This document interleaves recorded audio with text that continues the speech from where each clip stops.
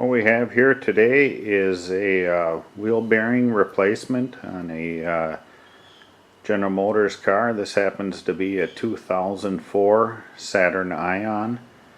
It is very similar to the Cobalt, Cavalier, HHR, several other models. It is very similar to. First thing we're going to do is remove the wheel cover. If you have the assistance of air tools, you can go ahead and jack the car up. If you do not, you need to break the tightness of the lugs as well as the axle nut. I jacked the vehicle up, placed it on jack stands. If it is automatic, please place it in park.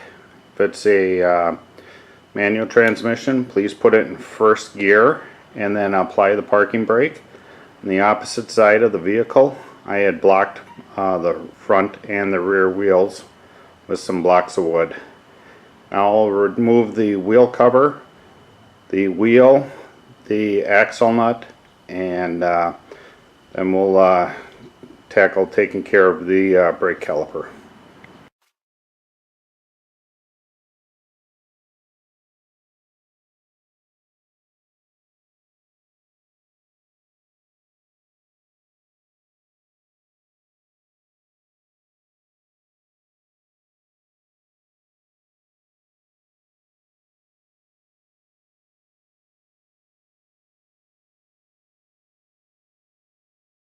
Next, what we'll do is remove the caliper and caliper bracket as one piece, and then hang that from a piece of wire from the strut tower, and then we're going to remove the rotor.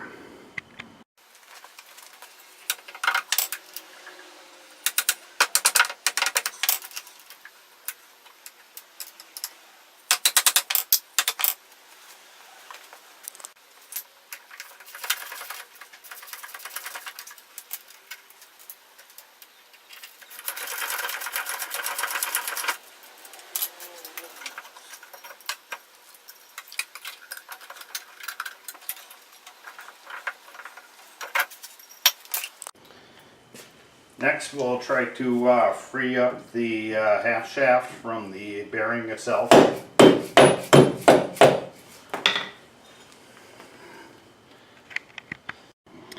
The bearing is held on by 3 bolts from the back side. They happen to be 13 millimeter on this one. We're going to go ahead and remove them. There's 2 on each side, and then 1 on the top area here.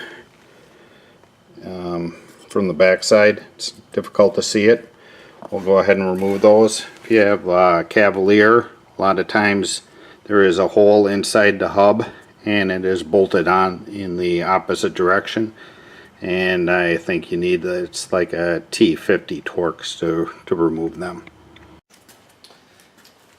Now that the 3 bolts are removed, you may have to use a 6-inch extension to get to the top one, because your ratchet and everything will interfere with the axle. And next, what we'll do is take a hammer and try to knock this loose. And if you can, get behind here a little bit and separate that bearing hub and assembly from the steering knuckle.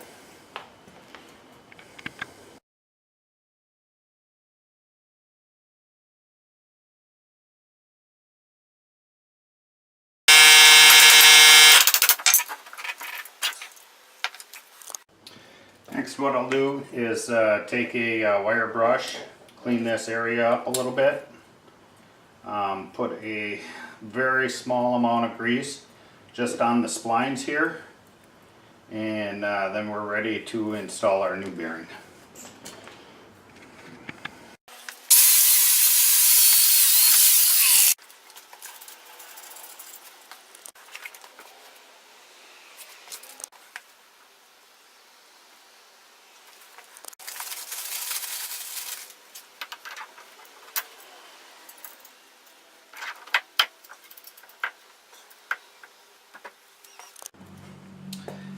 for the bolts, we'll go ahead and put a little thread locker on there. Go ahead and put the bolts in the back and tighten it down. We'll replace this washer and torque the axle nut.